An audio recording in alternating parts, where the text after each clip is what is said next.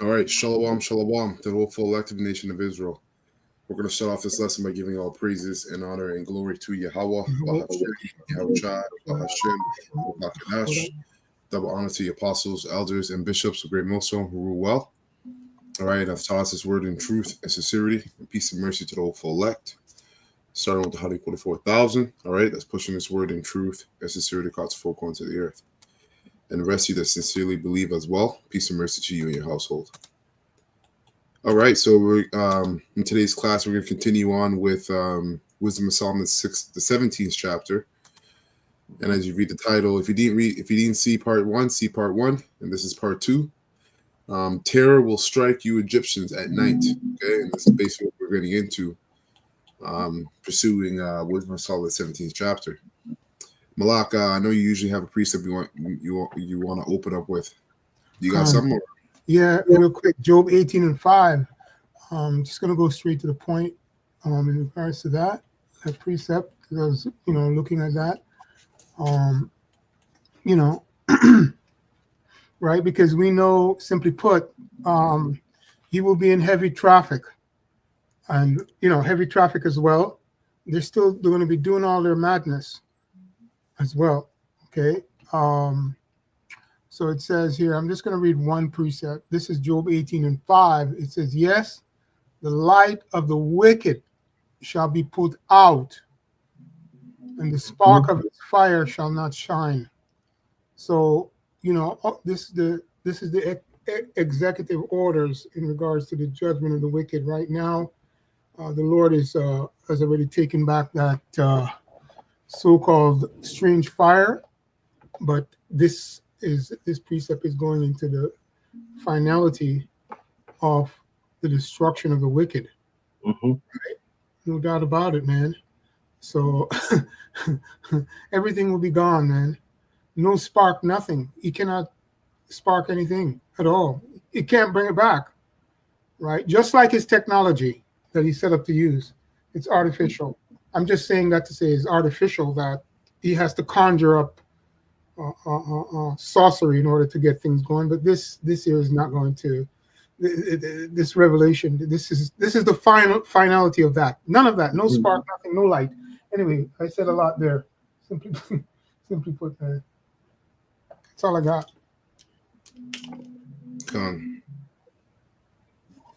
All right, so we left off at verse 11, and we're going to read down to verse 12 or 21. In the GNT, we're going to get this in the GNT. Okay. Shouldn't be too long of a lesson. We'll see what the Spirit takes us, but it's only about 11 verses to go. So Wisdom of Solomon 17:11, and it reads, wickedness is cowardly in itself and stands self-condemned.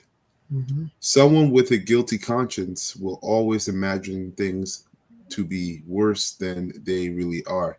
And this is why it's very important to be obedient and to do what's right, so that you're not filled with a guilty conscience in a negative sense. Because yes, we do remember our sins, right? So we are in a penitent state, all right, or repentant state. But the scripture also say, don't let your sins weigh you down. So there has to be a balance. And that balance can only come by the way of honesty, truth. You see, a lot of Israelites are faking it, and they're lying to themselves, and they really think they're fooling everybody else in the Most High, but really they're doing themselves a disservice, and they're fooling them damn selves. That's all. And that's going to be manifested in the day of the Lord's wrath. You see? Okay, so it says wickedness is cowardly in itself and stands self-condemned. Someone with a guilty conscience will always imagine things to be worse than they really are. Right? So a lack of faith is what a guilty conscience will get you. It says fear is nothing but the failure to use the help that reason brings. Okay? Now, there's two kinds of fear. There's this fear, right? The fear that basically, it says what? Fear is nothing but the failure, right? To use the help that reason gives. And the help that reason gives is understanding and stability of mind and strength of faith. because that reason really goes into the wisdom, right? This wisdom, knowledge, understanding that we have is what it's the only thing that really makes sense, that truly makes sense. So That's right. when there's that fear, right, Mhm. which is the failure to use, wisdom and knowledge, all right, and understanding, and then there's the fear of the Lord, which is wisdom and knowledge, understanding, all right. Mhm. I want to get that word reason real quick in etymology. So when you get the word here, reason, in the etymology as a noun, it says reason. It says 12th century, the intellectual faculty, right? The intellectual faculty that adopts actions to the end. So that's your mind, right? If you're not saturated in the wisdom, which is the fear of the Lord, and it's really a combination of fear and faith. Okay, having faith in Yahweh Bashim Yashai and his words and his promises, and then having the fear, which is obedience, right, to follow through according to his will. That's what reason is. Okay, and when you do those things, it puts you in a state that's acceptable as a sacrifice, as a living sacrifice to your Heavenly Father and His Son, as Yahweh Shai was. So it says in an argument. Oh yeah, I wanted to get this part here too. It says the meaning sanity, right? Sanity, degree of intelligence that distinguishes men from brutes. And a lot of you Israelites, that's what's going to happen in that day. You're going to find a distinction, a great distinction between the brutes of our people and the men of intelligence. The men of intelligence are the men that fear Yahweh Bashim El Shai. That's right. Okay. So again, going back to that precept, Wisdom of Solomon 17 and 12, fear is nothing but the failure to use the help that reason gives. When you lack the confidence, which means faith, with faith, that's a compound word, to rely on reason, right? So you lack the confidence to rely on the words of Yahweh Bashim El Shai. You give into the fear. You give into fears caused by ignorance, right? Because to lack faith on the word of Yahweh Bashim El Shai is to be ignorant. There is nothing in between. It's either you rely on the words of Yahweh Bashim El Shai or you stay in the congregation of the dead. Got a quick precept. Yeah, go ahead. Going into the fear, and the fear goes going into warning, because you're being warned by this word. Yeah. This is the book of Wisdom of Solomon 19 and 13 and GNT. This is by violence, thunder give warning of the punishment that was coming on those sinners. They suffer all well-deserved punishment for the great weakness. That's right. The nation had ever hated strength bitterly, right? So there's the magnitude of that's coming to this place to punish these people. The judgment's coming is on a different level. Yeah. Right. Yeah. That's right. The magnitude is different. Nothing that the world's ever. I think was Daniel. Never, not like a time as the world has ever seen before. If you can get that Ashar, Baba Kashar, that's a good precept.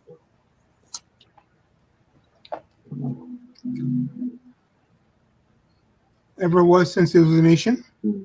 Yeah. Okay, it's in Daniel.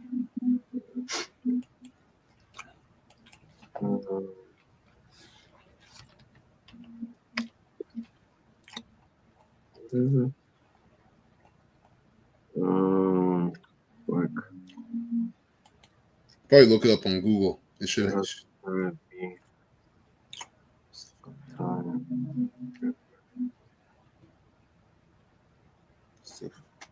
Daniel 12. 12 and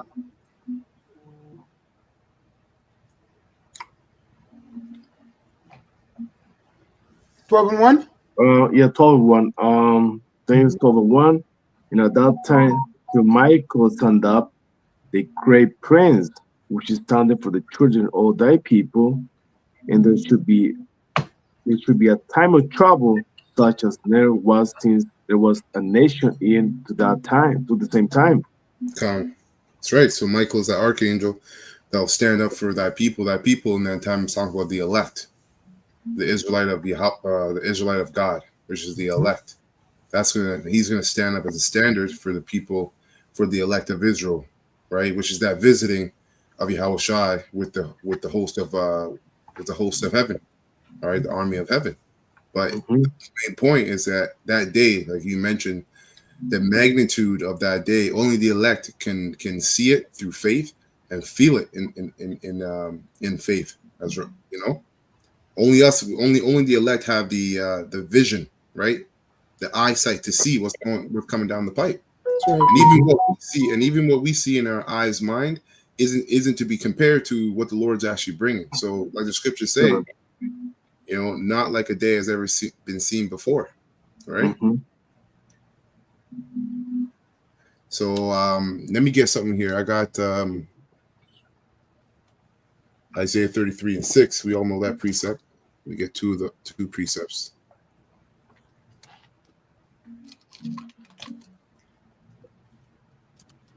And I'll read it both NLT and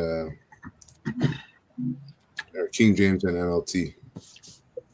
Because again, that reason, all right, that as the scriptures coin it reason, this is what the elect are going to rely on in the day of the Lord's wrath, right? So fear is verse 12 again, Wisdom of Solomon 17. Fear is nothing but the failure to use the help that reason gives.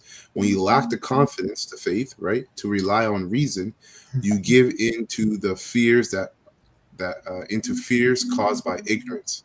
Mhm. So Isaiah 33:6, and this is in NLT. It reads, In that day, he will be your sure foundation. All right, Yahweh Bashim El Shai, providing a rich store of salvation, right? Wisdom and knowledge, the fear of the Lord will be your treasure. Okay, That's right. we'll go from here. It's pretty straightforward. Let's go from here to Hebrews and Hebrews 13:6. We'll also get this in NLT. So Hebrews 13:6 reads,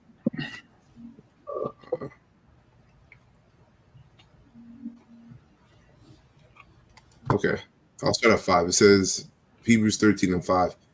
Don't love money. Be satisfied with what you have. For Yahweh Bashim El Shai has said, I will never fail you. And this is why we live daily bread, brothers and sisters, man. This is why we live a daily bread, because at the end of the day, the Lord wants us in a place where we're constantly relying on him. Because Paul said, what? Don't make my belly too full, lest I deny thee, or don't make me too poor, lest I forsake thee. Roughly paraphrasing. So we have enough just for the day, so that we still have to apply faith, right? So it says, I will never fail you, I will never abandon you, right? So how could we really see that if the Most High never let us fall into places of difficulty, right? He will let us fall into places of difficulty so he can show his strength and so that we can demonstrate our faith. When we're in a position of difficulty, that's the best opportunity to demonstrate our faith. So it's really a win-win for the elect. As the scriptures say, what? All things work to good for the elect, for them that love him. So whether you're in a difficult position or you're in a good position, it all works to the betterment of the elect. Verse 6, it says, so we can say with confidence, right? Knowing this, right? Relying on that reason, on that wisdom and knowledge and understanding, we can say with confidence, the Lord Yahweh is my helper. Yahweh, yes, okay. The Lord Yahweh is my helper, so I will have no fear. What can mere people do to me? And this is pointing to our enemies among our nation, all right, the nation of Israel, but also the enemies, all right, among the heathens, which are really all the heathens. Okay, because starting with Esau, Edom, that's the man that's going to be looking to put his hands on the elect. And hey, some of the elect will die, right? Right? But the Lord, okay, and I believe this. I believe this as a man. The Lord, just like those 7 sons who went through that torturement, Mm-hmm. all right, in Second Maccabees, the 7th chapter, those 7 brothers, man, I don't believe that they felt as much pain as you would think they should feel. Right? The Lord does a lot of strange works, man. That's right. You know, so you can't put a boundary to your faith when it comes to this ministry, because we're going to be in some strange and what's it called? Strange and like strange and a situation that looks like a lose-lose situation, and the Most High is still going to have us get out of there unscathed, just like Daniel in the lion's den, just like those 3 holy children going through the furnace. They didn't even feel the fire touch their skin. You see, so we can't put boundaries on our faith. But it says, continue on. So I will have no fear. What can mere people do to me? All right. Remember your leaders, right, who taught you the word of Yahweh B'Shem El Shai. Think of all the good that has come from their lives. So look at the examples of our teachers, right, the apostles and elders and various brothers, and as well as our forefathers, right? Look at them when they applied faith and they relied on the reason, which is this wisdom and knowledge and understanding that was given to them. Did the Lord ever forsake them? No, never, not once. Okay. Think of all the good that has come from their lives and follow the example of their faith. You see, the example of their faith was faith, obedience to Yahweh B'Shem El Shai until death, if that's your lot. That's right. Okay, so going back, Wisdom of Solomon 17 and 14. So it reads, all night long, those people slept the same restless sleep, even though the night had no power over them, since it came from the powerless depth of the world of the dead. Yeah, see, they go off here, making it sound like it's a place called hell. Let's get into King James. It says in the King James, verse 13, and the expectation from within being less counteth the ignorance more than the cause which bringeth the torment, right? Verse 14. But they sleeping the same sleep that night, which was indeed intolerable. And this is talking about the Egyptians, what all you rebel Israelites and people of Babylon are going to experience. Okay, this is a forecast for you. It says, intolerable was indeed intolerable, and which came upon them out of the bottomless inevitable hell. So it's basically was the Most High plaguing these people, man, because hell, all right, it's a condition. It's not a place where you go and burn forever. Okay, when you go into that word, a simple lookup, a simple search of that word in the Greek, when you see it in the New Testament, all right, it'll take you to a couple places, but basically you'll get Gehenna, right?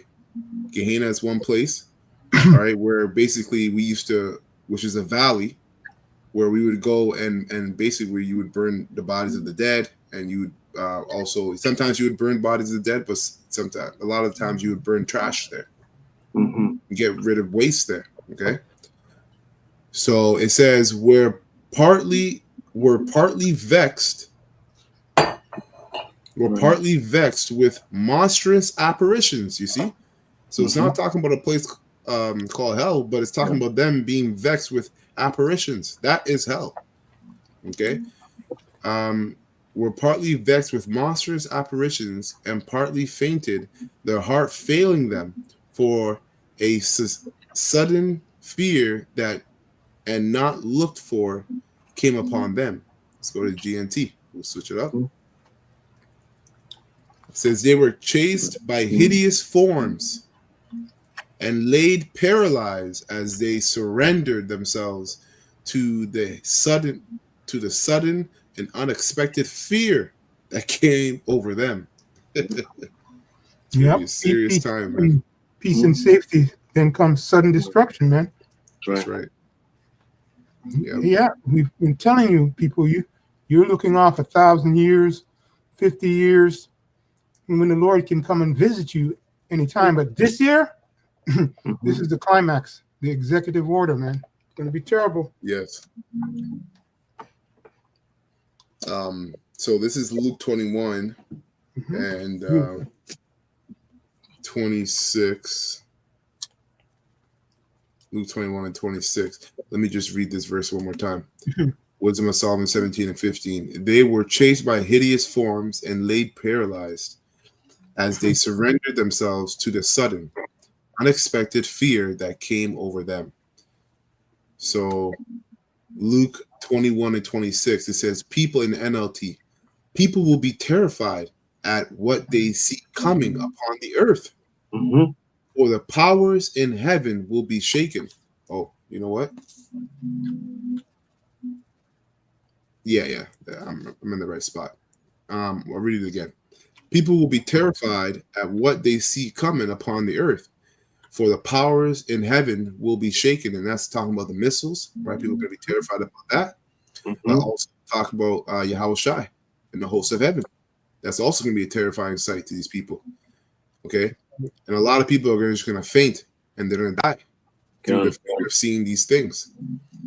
Then everyone will see the Son of Man coming on a cloud, a chariot with power and great glory.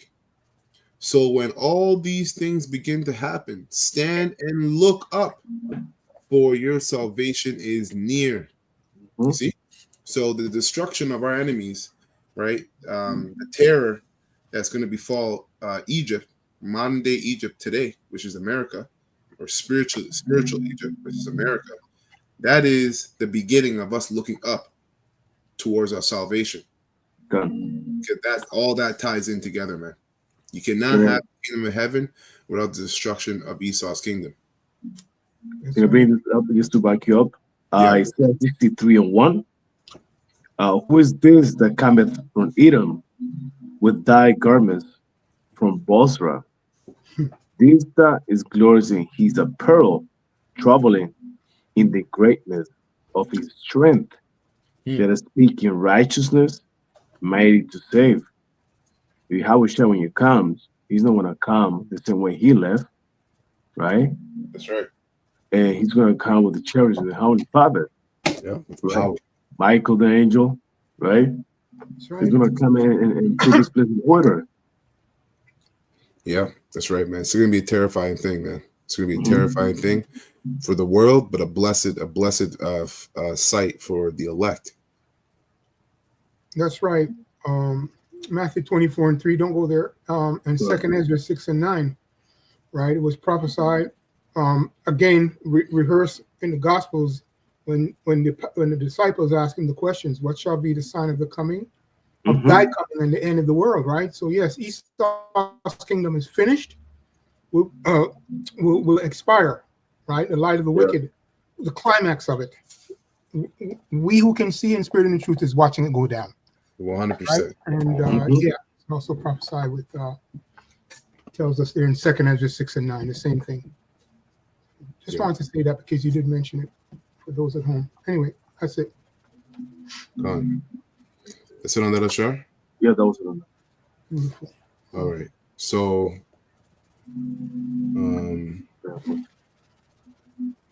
interesting. Anyway, Slacker. All right, so back at Wisdom Solomon 17 and 16.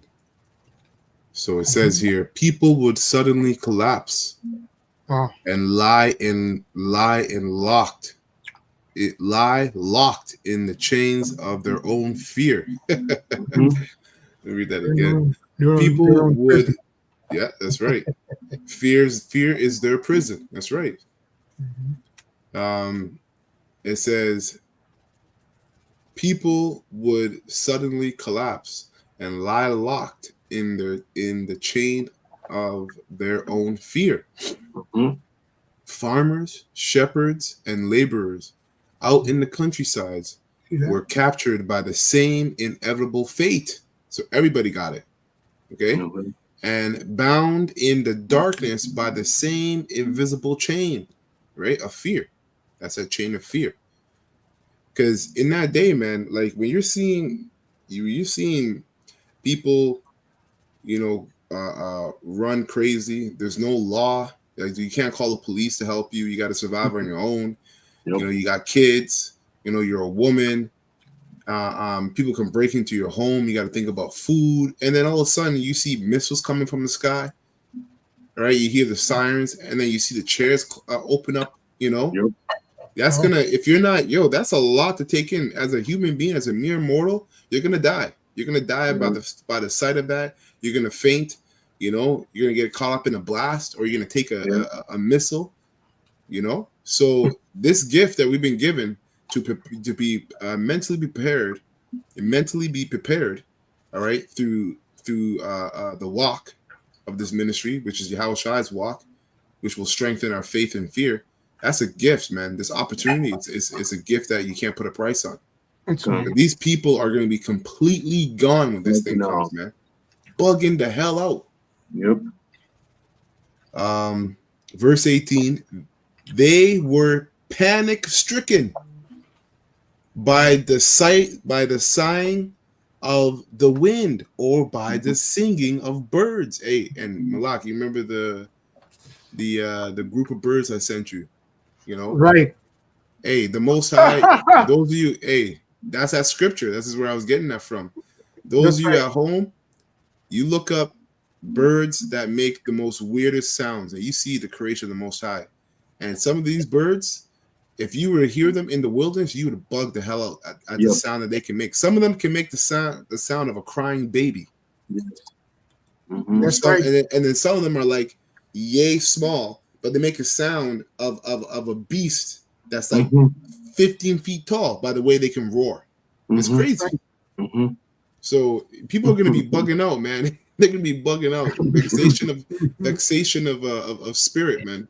Mm-hmm. It says they were panic stricken by the sighing of the wind, or by the singing of birds in the trees, or by the roaring of rushing water, or by the rumbling of falling rocks.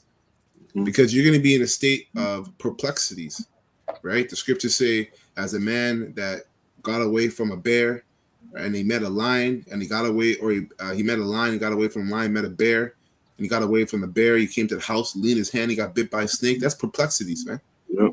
So when you're in a constant state of perplexities, any little thing is going to get you. It's going to get you rattled, especially ultimately if you're not rooted in this wisdom. Right. Beautiful. Just to confirm that, I know you read it in the GNT. If I could just read the last part of verse 17, it says, "For they were all bound with one chain of darkness, one after the other." There you go. Mm-hmm. There you go. Wow. Serious business, man. I'll read it again. So verse 18, they were panic stricken by the sighing of the wind, or by the singing of the birds in the trees, or by the roaring of rushing waters, by the rumbling, or by the rumbling of falling rocks, or by the sound of unseen creatures. Damn. Mm-hmm. Running around, or by the savage roaring of wild animals, or by the echoes from the mountains.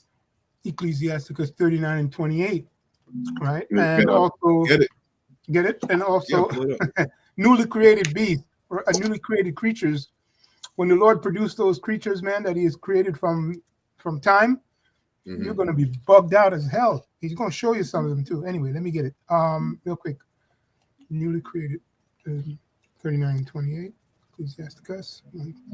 Shah, hold on. 38. 39 and 28. Real quick. Yep. So it says, just for the record, verse 28. There be spirits that are created for vengeance, which in their fury lay on sore strokes. In the time of destruction, they pour out their force and appease the wrath of him that made them. Right? And then it gives you these other things in the next verse, real quick. Verse 29, fire and hail, famine, death, all these were created for vengeance. Yep. Right? And it goes on to say, verse 30, teeth of wild beasts, scorpions, serpents, and the sword punishing the wicked to destruction. It's not going to be pretty, man. No, it's not. It's not going to be pretty. And hey, listen, man, I tell you people, I'm telling you, starting with you, Esau, now you're going to be in great straits. That's all I'm going to say. I'm going to ramble on, but it's straightforward, man. And that precept that says newly created, that's one I want to talk about, newly created beasts, right? So yes, the Lord's going to show you strange stuff, right? They show us on the internet all these things, these weird kind of fish and so forth like that. You're going to see it in when this thing fulfills, man. When the Lord climaxes this in Esau's traffic and destruction. Anyway, that's all I got, brother. Come on. Let me get this real quick. This is just because I was saying it to the top 5. I gotta play this. Just a couple seconds of these birds and how they sound. Let's say top 5 terrifying sounds. So this top 5 says top 5 scariest sounding birds, basically. So, Wow. Oh, damn, my bad.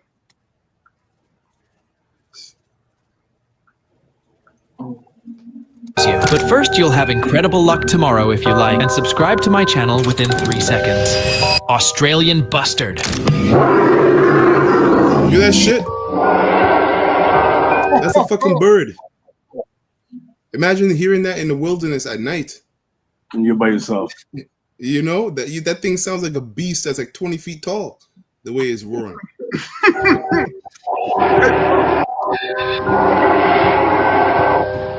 Screaming piha.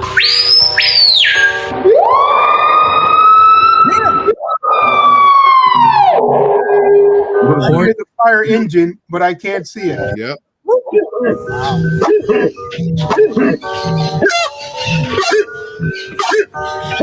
Black starling. Yo. You sound like a kid. Yo. The creation of the Most High is something else, man. That sounds like a baby. Wow.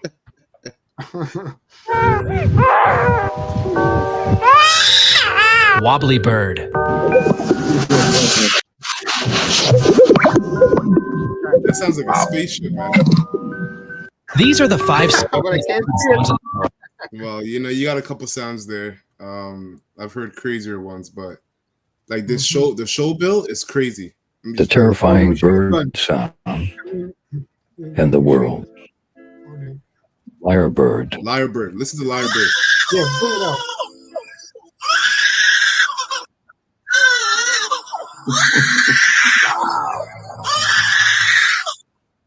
Capuchin bird.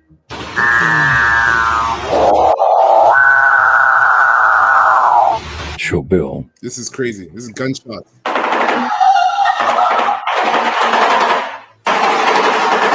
Right, exactly run. Look at this one. This little tiny thing.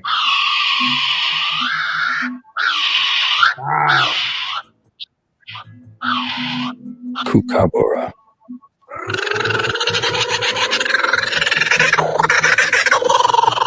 You sound like a gremlin. Yeah, for real. For real. Yeah, so The that's terrifying basically it. bird sound. I don't want to keep going on, but you guys get the point, man. It's a lot of crazy, terrifying birds and bird sounds out there. So, okay, so I'll read 18 one more time. I think I read this like 3 times already. So it says, they were panic-stricken by the sighing of the wind, or by the singing of birds in the trees. And as we just went through all these different sounds, it could be all kinds of different sounds. So, or by the roaring of rushing water, or by the rumbling of falling rocks. So, like, may I say this, brother, real quick? That's powerful right there. What were they doing? Praising the Lord. It says singing, right? Yeah. So, hey, you people, you hear those sounds, man. They're praising Yehovah Hashem Yahushai. and they're going to destroy a lot of you people by His Spirit. That's Yep. going on. The singing is praising the Lord. I just wanted to say that, but it's terrifying the wicked. God. Anyway, go ahead, brother. Go ahead, Salakia. So in the trees, or by the roaring rushing water, or by the rumbling of falling rocks, or by the sound of unseen creatures running about, or by the savage roaring of wild animals, as we just heard, or by the echoes from the mountains. In the full light of day, the rest of the world went about its business undisturbed. Because remember, when this destruction comes, the whole world is going to be destroyed by the missiles, right?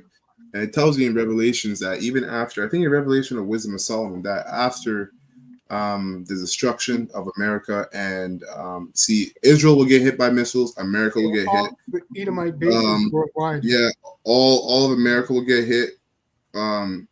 Israel will get hit. Parts of Canada will definitely get hit.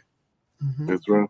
Russia will get hit. China will get hit. So various parts will get hit, but not the whole world. So it tells you that in the scriptures that the rest of the world, Shalom. It tells you that the rest of the world, after the destruction and the elect get beamed up, they're going to continue in their wickedness, right? So this destruction that we're reading about was specific to Babylon, That's right. Egypt, which is America today. That place is wicked. You know, you got to think the Lord is going to single out that spot for high level judgment. That shows you how wicked that area is. It says in the full, verse 21, last verse. Only those people were covered by this heavy night, a foretaste of the darkness of death that was waiting for them. They were a burden to themselves that was even heavier than the darkness. Oh shit! Imagine being in a situation in dire straits, and you're a burden to yourself. The situation even isn't as much as a burden as you are to yourself. That's rough. All praises to Yahweh. Destruction that's coming to this, to America and all those Edomite bases. I'm just saying, in essence, and including you, Israel. Wow, landmass. Hey, let me read. I'm Take your time. going to read Zephaniah, and we'll get this in NLT. So Zephaniah 1 and 14.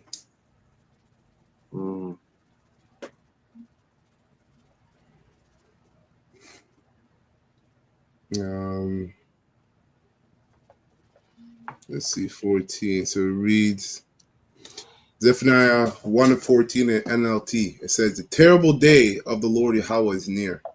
Swiftly it comes, a day of bitter tears, a day when even strong men will cry out. It will be a day when the Lord's Yahweh's anger is poured out, a day of terrible distress and anguish, a day of ruin and desolation, a day of darkness and gloom, a day of clouds and blackness, a day of trumpet calls and battle cries, because there's going to be civil war, there's going to be war in heaven, you're going to have World War III as well. Down goes the walled cities and the strongest battlements, right? America and various parts of the world. Because you have sinned against the Lord Yahweh, I will make you grope around like the blind. Your blood will be poured into the dust, and your bodies will lie rotten on the ground. Damn. Let's go. Wow. Your silver and gold will not save you on that day of the Lord's anger, for the whole land will be devoured by the fire of his jealousy. He will make a terrifying end of all the people. It says on the earth, but it's really talking about America.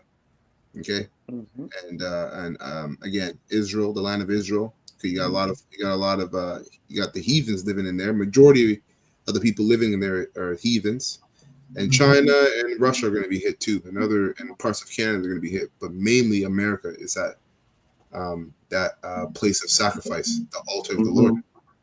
Okay, That's it for me, man. That's it. Beautiful. Wow. Uh, Wow.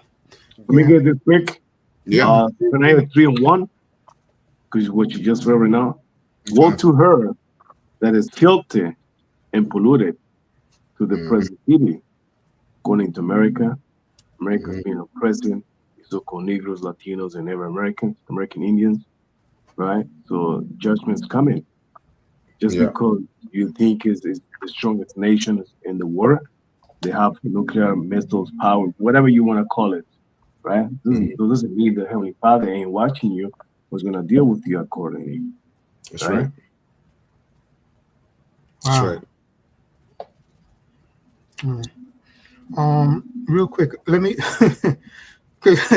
you just I mean in excuse me in Wisdom of Solomon, the 11th chapter, and 17 to 19 actually just confirms what was brought out there in the 17th chapter and how it played out.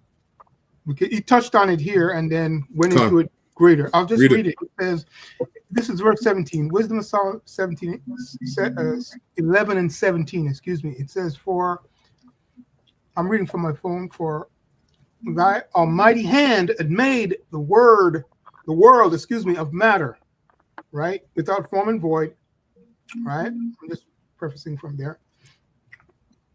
Wanted not means to send among them a multitude of bears, of fierce lions, or unknown wild beasts, full of rage, newly created, right? So when you look at this word created, it means produce. So it tells you in the verse that I read before that the Lord made them by his hand, right? And when these people see it, they're going to think it's something new. That's also going to bug them out, right? But it's just the Lord producing them to destroy the wicked people.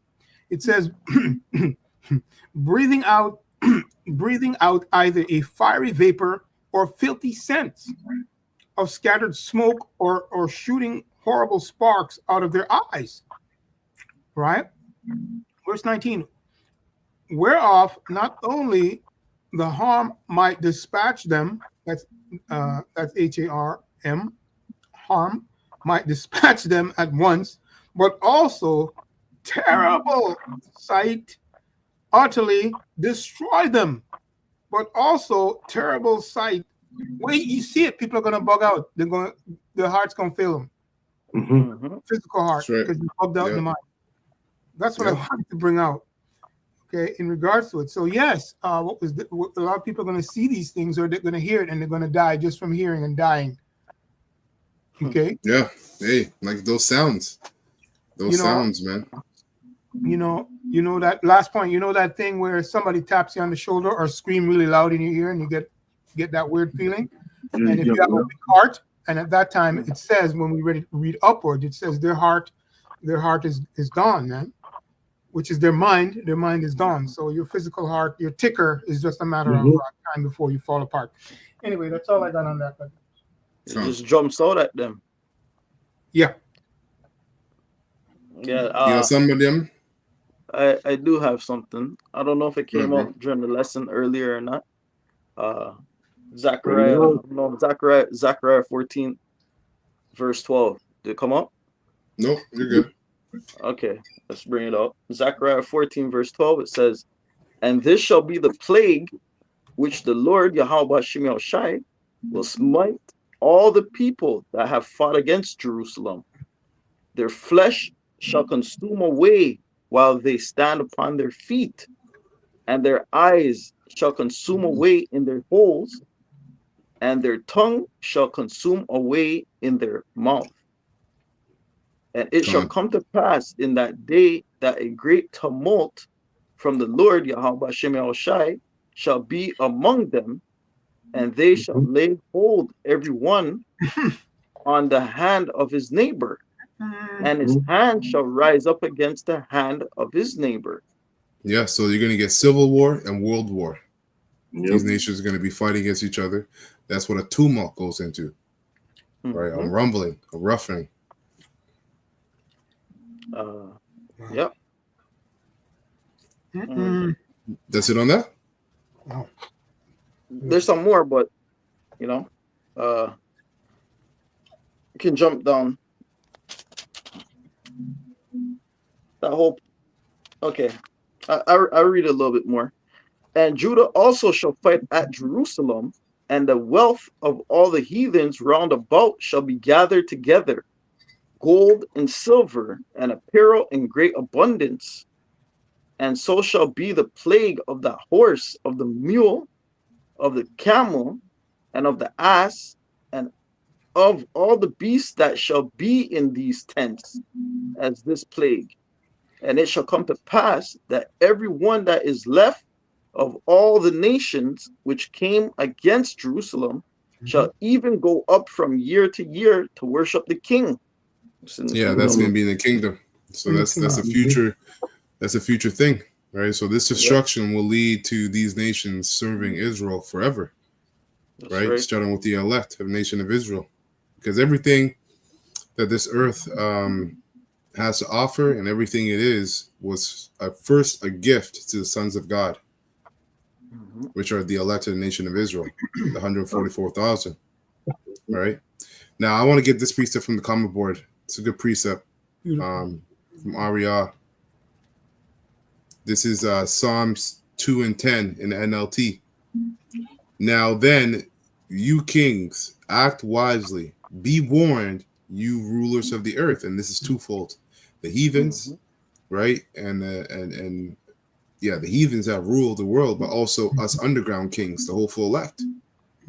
Okay, and we don't rule the world right now. We don't rule the earth right now, but we're going to end up ruling the earth. So this is still a message to us as well. You could take it as a message to us as well. It says verse 11, serve the Lord Yahweh with reverent fear and rejoice with trembling.